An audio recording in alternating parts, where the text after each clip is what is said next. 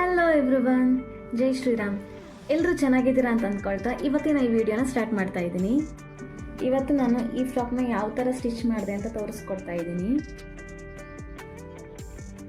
Front ಈ ಥರ buttons ಇದೆ, ಪ್ಲಾಕೆಟು, ಬೋಟ್ ನೆಕ್ ಇದೆ, ಪ್ಲಸ್ ಸ್ಲೀವಲ್ಲಿ ಈ ಥರ ಪಟ್ಟಿ ಡಿಸೈನ್ ಕೊಟ್ಟಿದ್ದೀನಿ, ಸುಮ್ಮನೆ ಚೆನ್ನಾಗಿರುತ್ತೆ ಅಂತ. ಪ್ಲಸ್ ಒಂದು ಸೈಡ್ ಪಾಕೆಟ್ ಇದೆ. ಬನ್ನಿ ಸ್ಟಿಚಿಂಗ್ ನೋಡ್ಕೊಂಡು ಬರೋಣ. ಫಸ್ಟು ನಾನು ಬ್ಯಾಕ್ ಪಾರ್ಟ್ ಕಟಿಂಗ್ ಮಾಡ್ಕೋತಾ ಇದ್ದೀನಿ. ಬಾಡಿದು ಫುಲ್ ಲೆಂತ್ ಬಂದು 14 ಇಂಚಸ್ ಇಡ್ತಾ ಇದ್ದೀನಿ. ನೆಕ್ಸ್ಟ್ ಶೋಲ್ಡರ್ ಬಂದು ಫುಲ್ ಕ್ಲೋಸ್ ನೆಕ್ ಇರೋದ್ರಿಂದ, ಸ್ವಲ್ಪ ಬೋಟ್ ಥರ ಇರೋದ್ರಿಂದ ಫುಲ್ ಶೋಲ್ಡರ್ ಅಂದರೆ 14 ಇಂಚಸ್ ಇದೆ ನಂದು. ಅದರದ್ದು ಹಾಫ್ ಅಂದರೆ 7 ಬರುತ್ತೆ. 7 ಇಡ್ತಾ ಇದ್ದೀನಿ. ನೆಕ್ ಓಪನಿಂಗ್ ಬಂದು 3 ಇಂಚಸ್ ಇಡ್ತಾ ಇದ್ದೀನಿ. ಆರ್ಮ್ ಹೋಲ್ ಡೌನಿಂಗ್ ಬಂದು 7.5 ಇಡ್ತಾ ಇದ್ದೀನಿ.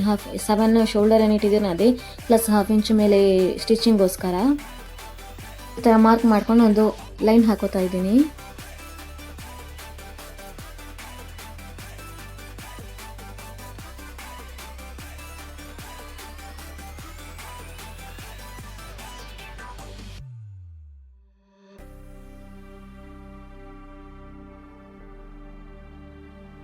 ಪರ್ ಚೆಸ್ಟ್ ಬಂದು 36 ಇದೆ, ಡಿವೈಡೆಡ್ ಬೈ 4 ಅಂದರೆ 9 ಬರುತ್ತೆ. ಪ್ಲಸ್ 1.5 ಇಂಚು ಎಕ್ಸ್ಟ್ರಾ ಸೀಮ್ ಅಲೌನ್ಸ್ ಇಡ್ತಾ ಇದ್ದೀನಿ. ಶೋಲ್ಡರ್ ಹತ್ರ ಮೇಲ್ಗಡೆ 1/2 ಇಂಚು ಸ್ಟಿಚಿಂಗೋಸ್ಕರ ಬಿಟ್ಬಿಟ್ಟು ಕೆಳಗಡೆ ನಾವು ಡೌನ್ 7 ಇಂಚಸ್ ಏನು ತೊಗೊಂಡಿದ್ದು ಅದರದ್ದು ಮಿಡ್ಲ್ ಪಾಯಿಂಟ್ ಈ ಥರ ಮಾರ್ಕ್ ಮಾಡಿಕೊಂಡು ಈ ಕಾರ್ನರಿಂದ ನಾನು 1/2 ಇಂಚ್ ಈ ಕಡೆ ಬರ್ತೀನಿ. ಇದು ಫುಲ್ ಶೋಲ್ಡರ್ ಇದೆಯಲ್ಲ, ಹಾಗಾಗಿ ನಾನು ಸ್ವಲ್ಪ ಅರ್ಧ ಇಂಚ್ ಒಳಗಡೆ ತಗೋತಾ ಇದ್ದೀನಿ ಶೇಪ್ಗೋಸ್ಕರ. ಇವಾಗ ಈ ಥರ ಆರ್ಮ್ ಹೋಲ್ ಶೇಪ್ ಕೊಡ್ತಾ ಇದ್ದೀನಿ.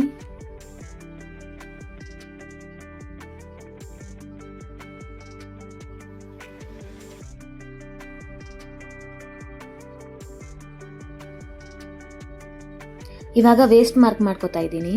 ವೇಸ್ಟ್ ಬಂದು 34 ಇದೆ, ಡಿವೈಡೆಡ್ ಬೈ 4 ಅಂದರೆ 8.5 ಬರುತ್ತೆ. ಪ್ಲಸ್ 1.5 ಸಿಮ್ ಅಲೌನ್ಸ್ ಕೊಡ್ತಾ ಇದ್ದೀನಿ.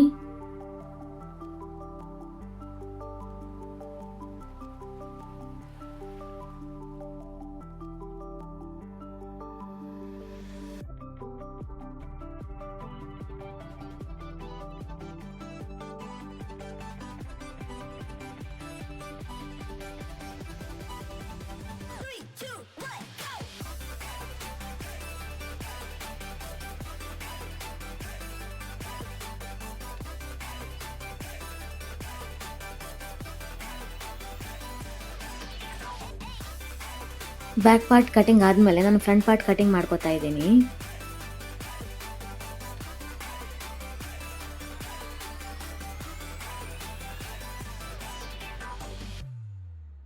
ಫ್ರಂಟ್ ಪಾರ್ಟ್ ಬಾಡಿ ಲೆಂತ್ ಬಂದು ಬ್ಯಾಕಿಗೆ ಎಷ್ಟು ಇಟ್ಟಿದ್ದೀನೋ ಅಷ್ಟೇ ಇಡ್ತಾ ಇದ್ದೀನಿ, 14 ಇಂಚಸ್ಸು.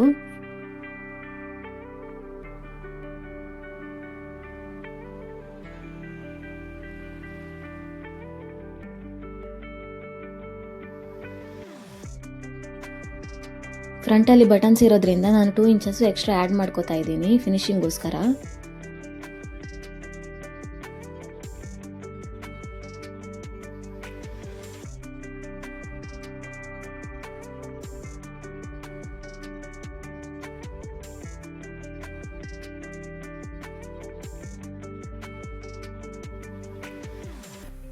ಶೋಲ್ಡರ್ ಬಂದು ಸೇಮ್ ಬ್ಯಾಕಲ್ಲಿ ಎಷ್ಟು ತಗೊಂಡು ಅಷ್ಟೇ, ಫುಲ್ ಶೋಲ್ಡರ್ದು ಹಾಫು ಅಂದರೆ 14 ಡಿವೈಡ್ ಬೈ 2 ಅಂದರೆ 7 ತಗೋತಾ ಇದ್ದೀನಿ.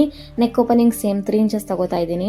ಈ 2 ಇಂಚಸ್ ಎಕ್ಸ್ಟ್ರಾ ನಾನು ಏನು ಆ್ಯಡ್ ಮಾಡಿದ್ನೋ, ಲೈನ್ ಹಾಕೊಂಡಿದ್ದೀನೋ ಅದನ್ನ ಬಿಟ್ಬಿಟ್ಟು ನಾನು ಎಲ್ಲನೂ ಮಾರ್ಕ್ ಮಾಡ್ಕೋತಾ ಇದ್ದೀನಿ.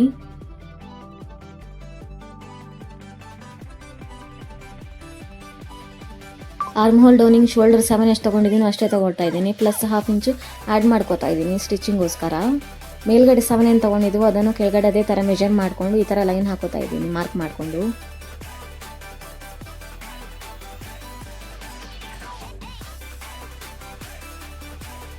ಅಪ್ಪರ್ ಚೆಸ್ಟ್ ಬಂದು 36 ಇದೆ, ಡಿವೈಡೆಡ್ ಬೈ 4 ಅಂದರೆ 9 ಬರುತ್ತೆ.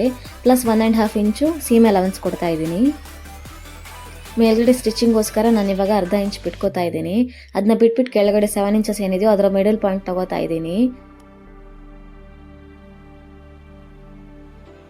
ಅಪ್ಪರ್ ಚೆಸ್ಟ್ ಲೈನ್ ಏನಿದೆಯೋ ಅದರ ಕಾರ್ನರಿಂದ 1/2 ಇಂಚ್ ಈ ಥರ ಮಾರ್ಕ್ ಮಾಡ್ಕೊಂಡು ಒಂದು ಲೈನ್ ಹಾಕೋತಾ ಇದ್ದೀನಿ. ಯಾಕಂದರೆ ಇದು ಫುಲ್ ಶೋಲ್ಡರ್ ಆಗಿರೋದ್ರಿಂದ ಆರ್ಮ್ ಹೋಲ್ ಹತ್ರ ಈ ಥರ ಸ್ವಲ್ಪ ಒಳಗಡೆ ತಗೊಂಡು ಶೇಪ್ ಕೊಡ್ತಾ ಇದ್ದೀನಿ.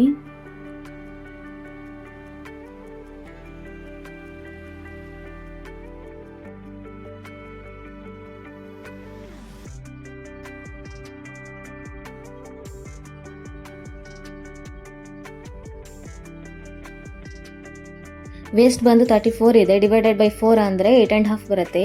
ನಾನು ಈ ಕಡೆ 2 ಇಂಚಸ್ ಏನು ಲೈನ್ ಹಾಕೊಂಡಿದ್ದೀನಿ ಅದು ಬಿಟ್ಬಿಟ್ಟೆ ನಾನು ಎಲ್ಲನೂ ಮಾರ್ಕ್ ಮಾಡ್ಕೋತಾ ಇದ್ದೀನಿ. ಪ್ಲಸ್ 1.5 ಸೀಮ್ ಅಲೌನ್ಸ್ ಕೊಡ್ತಾ ಇದ್ದೀನಿ.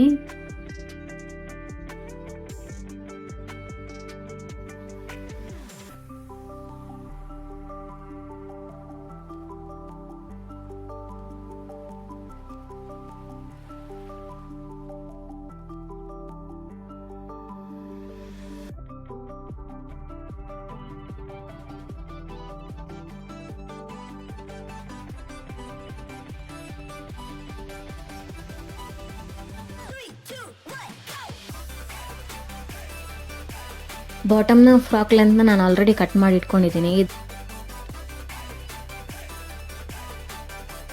ಇಲ್ಲೇನು ಕ್ಲೋಸ್ ಇದೆಯೋ ಅದು ಬ್ಯಾಕ್ ಪೀಸು, 2 ಓಪನ್ ಪೀಸಸ್ ಇದೆಯಲ್ಲ ಅದು ಫ್ರಂಟ್ಗೆ.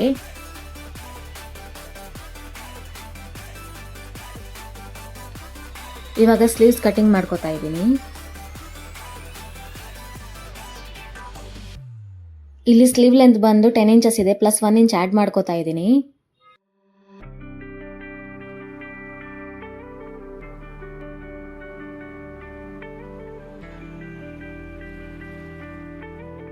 ಸ್ಲೀವ್ ಫಿಟ್ಟಿಂಗ್ ಬಂದು 11 ಇದೆ, ಬೈ ಹಾಫ್ ಮಾಡಿದರೆ 5.5 ಬರುತ್ತೆ, ಪ್ಲಸ್ 1.5 ಇಂಚಸ್ಸು ಸೀಮ್ ಅಲೌನ್ಸ್ ಕೊಡ್ತಾ ಇದ್ದೀನಿ. ಇಲ್ಲಿ ಆರ್ಮ್ ಹೋಲ್ ಬಂದು 16 ಇದೆ, ಬೈ ಹಾಫ್ ಅಂದರೆ 8 ಬರುತ್ತೆ. 8 ಮಿಡಲ್ ಪಾಯಿಂಟ್ ಈ ಥರ ಮಾರ್ಕ್ ಮಾಡ್ಕೋತಾ ಇದ್ದೀನಿ. ಆ ಮಿಡಲ್ ಪಾಯಿಂಟ್ ಏನು 4 ಇಂಚ್ ಬಂತು ಅದನ್ನ ಡೌನಿಗೆ ಈ ಥರ ಮಾರ್ಕ್ ಮಾಡ್ಕೊಂಡು ಲೈನ್ ಹಾಕೋತಾ ಇದ್ದೀನಿ.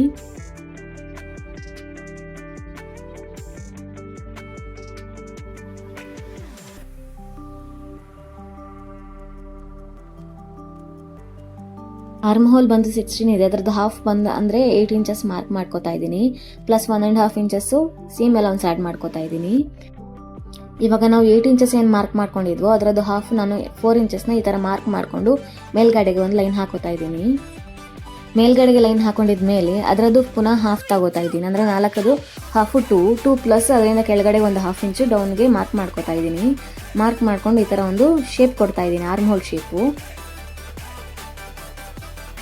ಕೆಳಗಡೆಗೆ ಹಾಫ್ ಇಂಚಿಗೆ ಏನು ಮಾರ್ಕ್ ಮಾಡ್ಕೊಂಡಿದ್ವೋ ಅದನ್ನು ಈ ಥರ ಶೇಪ್ ಕೊಡ್ತಾ ಇದ್ದೀನಿ. ಅದು ಬಂದು ಫ್ರಂಟ್ ಶೇಪು ಸ್ಲೀವ್ದು.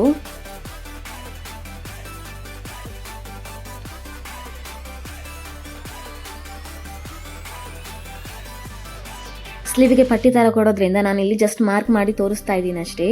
ಕೆಳಗಡೆ ನಾನು 2 ಇಂಚಸ್ಸು ಮಾರ್ಕ್ ಮಾಡ್ಕೋತಾ ಇದ್ದೀನಿ, 2 ಇಂಚಸ್ದು ಪಟ್ಟಿ ಬರುತ್ತೆ.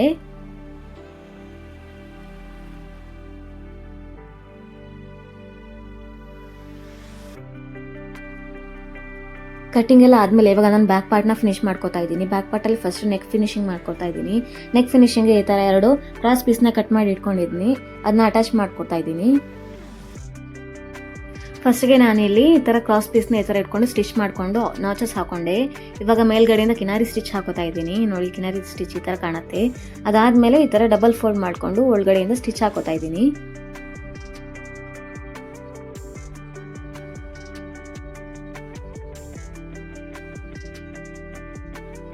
ಕ್ರಾಸ್ ಪೀಸನ್ನು ಡಬಲ್ ಫೋಲ್ಡ್ ಮಾಡ್ಕೋಬೇಕಾದ್ರೆ ಒಳಗಡೆ ಶೋಲ್ಡರ್ ಹತ್ರ ಇಲ್ಲಿ 1ರಿಂದ 1.5 ಇಂಚಸ್ಸು ಈ ಥರ ಬಿಡ್ಕೋಬೇಕಾಗತ್ತೆ. ಇದು ಶೋಲ್ಡರ್ ಅಟ್ಯಾಚಿಂಗೋಸ್ಕರ.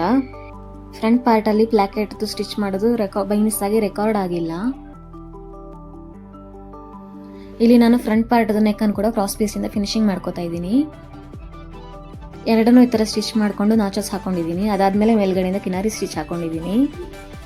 ಇದಾದಮೇಲೆ ನಾನು ಒಳಗಡೆಗೆ ಡಬಲ್ ಫೋಲ್ಡ್ ಮಾಡಿಕೊಂಡು ಸ್ಟಿಚ್ ಮಾಡ್ಕೊಂಡಿದ್ದೀನಿ.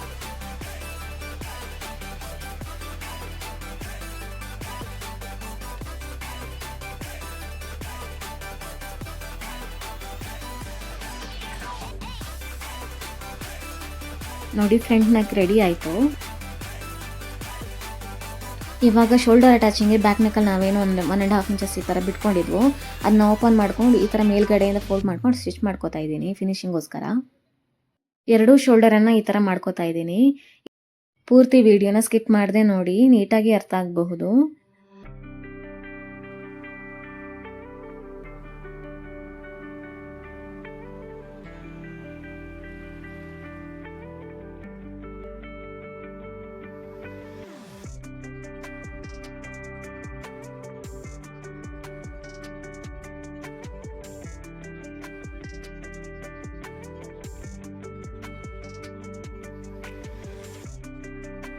ಇವಾಗ ಇಲ್ಲಿ ಸ್ಲೀವ್ದು ಪಟ್ಟಿ ಕೊಡ್ತಾ ಇದ್ದೀನಿ. ಸ್ಲೀವ್ ಪಟ್ಟಿನ ಈ ಥರ ಸ್ಲೀವ್ ಕೆಳಗಡೆಯಿಂದ ಈ ಥರ ಅಟ್ಯಾಚ್ ಮಾಡ್ಕೊತಾ ಇದ್ದೀನಿ. ಅಟ್ಯಾಚ್ ಮಾಡಿಕೊಂಡು ಈ ಥರ ಮೇಲ್ಗಡೆ ತರ್ತೀನಿ.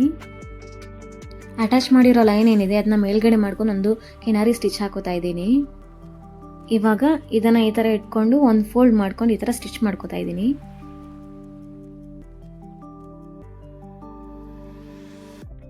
ಎರಡೂ ಸ್ಲೀವನ್ನು ಈ ಥರ ರೆಡಿ ಮಾಡ್ಕೊಂಡು ಇಟ್ಕೊಂಡಿದ್ದೀನಿ.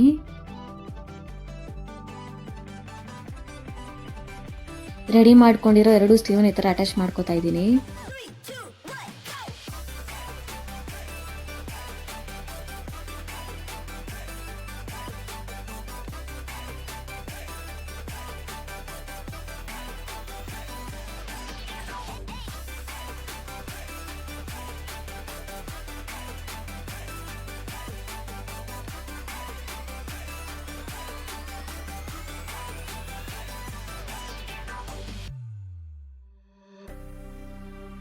ಫ್ರಾಕ್ದು ಬಾಡಿ ಪಾರ್ಟ್ ರೆಡಿ ಆದಮೇಲೆ ಇವಾಗ ಬಾಟಮ್ ಪಾರ್ಟ್ನ ರೆಡಿ ಮಾಡ್ಕೊತಾ ಇದ್ದೀನಿ.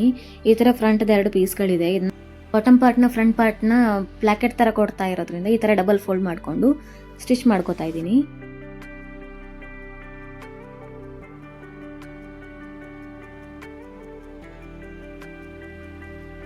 ಮೇಲ್ಗಡೆ ಬಾಡಿ ಪಾರ್ಟ್ ನನ್ನ ಫ್ರಂಟ್ ಪಾರ್ಟ್ ವಿಡಿಯೋ ರೆಕಾರ್ಡ್ ಆಗಿಲ್ಲ, ಪ್ಲಾಕೆಟ್ ಮಾಡ್ಕೊಂಡಿರೋದು ಅಂತ ಹೇಳಿದ್ನಲ್ಲ, ಅದನ್ನು ಇದೇ ಥರ ನಾನು ಸ್ಟಿಚ್ ಮಾಡ್ಕೊಂಡಿರೋದು.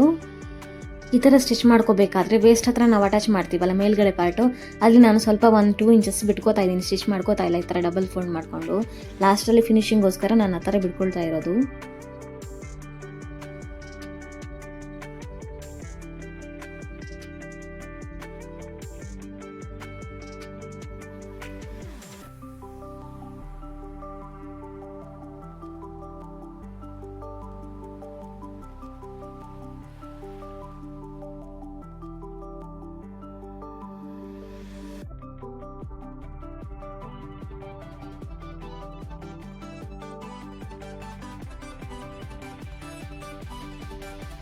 ವೇಸ್ಟಲ್ಲಿ ಅಟ್ಯಾಚ್ ಮಾಡುವಲ್ಲಿ ನಾನು 2 ಇಂಚಸ್ ಸ್ಟಿಚ್ ಮಾಡ್ತಾ ಇಲ್ಲ, ಬಿಡ್ತೀನಿ ಅಂತಂದಿದ್ನಲ್ಲ, ಅದು ಈ ಥರ ಫಿನಿಶಿಂಗೋಸ್ಕರ.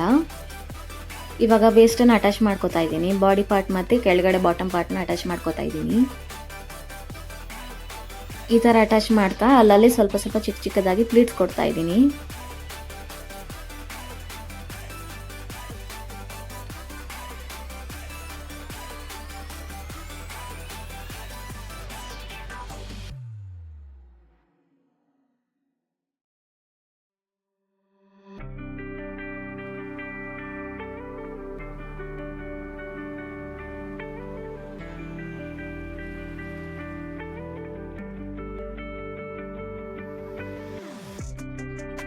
ಈ ಥರ ಫಿನಿಶಿಂಗ್ ಕೊಟ್ಟ ಮೇಲೆ ಇಲ್ಲಿ ಏನು ನಾನು 2 ಇಂಚಸ್ ಗ್ಯಾಪ್ ಕೊಟ್ಟಿದ್ನೋ ಅದನ್ನ ನಾನು ಕ್ಲೋಸ್ ಮಾಡ್ಕೋತಾ ಇದ್ದೀನಿ, ಸ್ಟಿಚ್ ಮಾಡ್ಕೋತಾ ಇದ್ದೀನಿ.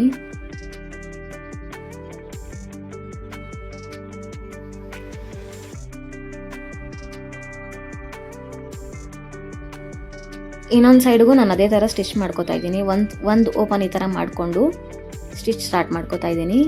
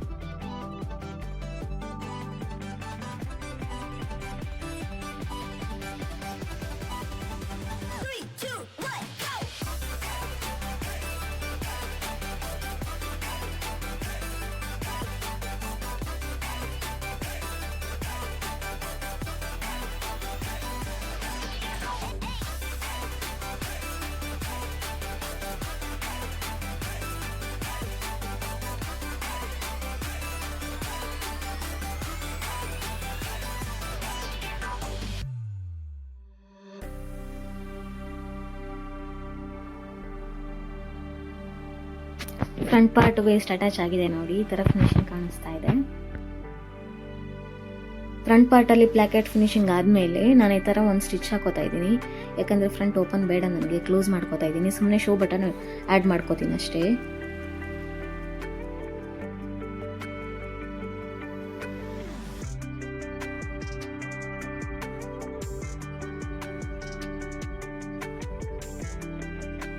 ಇವಾಗ ನಾನು ಬ್ಯಾಕ್ ಪಾರ್ಟ್ ವೇಸ್ಟ್ಗೆ ಬ್ಯಾಕ್ ಪಾರ್ಟ್ದು ಬಾಟಮ್ ಪಾರ್ಟ್ನ ಅಟ್ಯಾಚ್ ಮಾಡ್ತಾ ಇದ್ದೀನಿ ವೇಸ್ಟ್ಗೆ.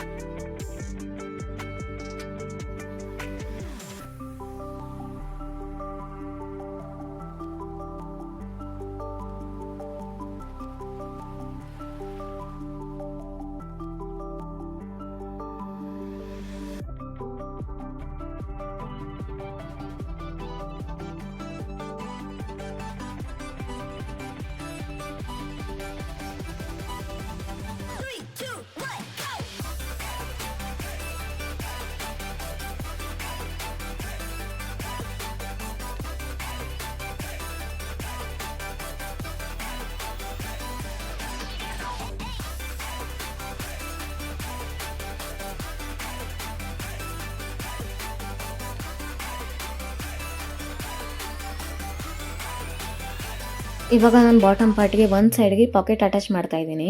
ಇವಾಗ ವೇಸ್ಟಿಂದ ಡೌನ್ 4 ಇಂಚಸ್ ಈ ಥರ ಮಾರ್ಕ್ ಮಾಡಿಕೊಂಡು ಆಮೇಲೆ ಅಟ್ಯಾಚ್ ಮಾಡ್ಕೋತಾ ಇದ್ದೀನಿ. ಈ ಥರ ಒಂದು ಪೀಸನ್ನು ಒಂದು ಸೈಡ್ಗೆ, ಇನ್ನೊಂದು ಪೀಸ್ನ ಇನ್ನೊಂದು ಸೈಡ್ಗೆ ಅಟ್ಯಾಚ್ ಮಾಡ್ಕೋತಾ ಇದ್ದೀನಿ. ಇನ್ನೊಂದು ಸೈಡ್ಗೂ ಅಷ್ಟೇ ನಾನು ಮಾರ್ಕ್ ಮಾಡ್ಕೊಂಡು ಡೌನ್ ಮಾರ್ಕ್ ಮಾಡಿಕೊಂಡು ಅಟ್ಯಾಚ್ ಮಾಡ್ಕೋತಾ ಇದ್ದೀನಿ.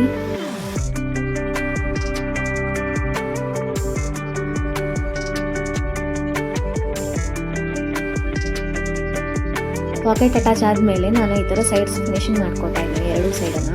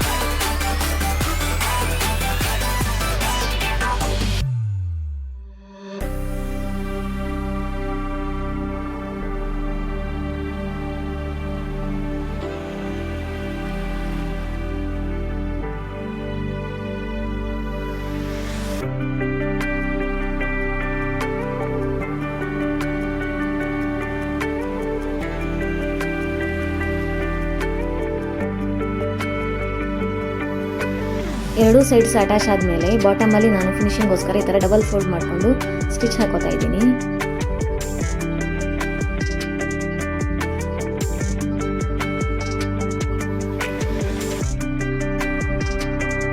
ಈ ಥರ ಸ್ಟಿಚ್ ಹಾಕೊಂಡಿದ್ಮೇಲೆ ನನ್ನ ಫ್ರಾಕ್ ರೆಡಿ ಆಯಿತು.